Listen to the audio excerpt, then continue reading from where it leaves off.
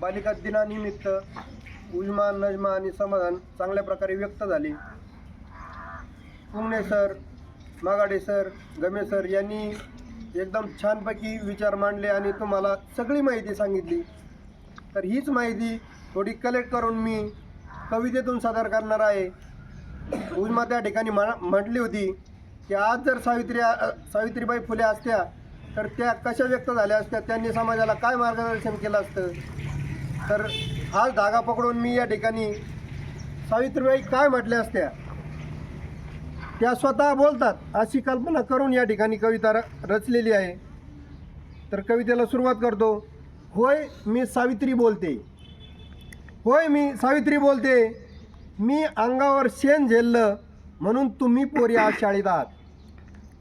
मी अंगावर शेण झेललं म्हणून तुम्ही पोरी आज शाळेत आहात। मी झेलला चिखलगाळ म्हणून तुम्ही शिक्षिका पायलट आहात। मी झेलला चिखलगाळ म्हणून तुम्ही शिक्षिका पायलट आहात।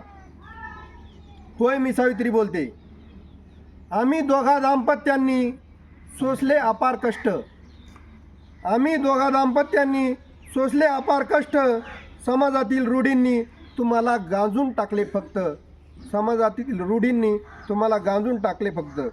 होय मी सावित्री बोलते, आज जेव्हा पाहते मुलीची गर्भातील हत्या, आज जेव्हा पाहते मुलीची गर्भातील हत्या, तेव्हा जीव कळवळतो सोबत तळमळतो आत्मा, तेव्हा जीव कळवळतो सोबत तळमळतो आत्मा। होय मी सावित्री बोलते, होय मी सावित्री बोलते, आज माझ्या जन्मदिवसाबद्दल एक इच्छा प्रकट करते, आज माझ्या जन्मदिवसाबद्दल एक इच्छा प्रकट करते।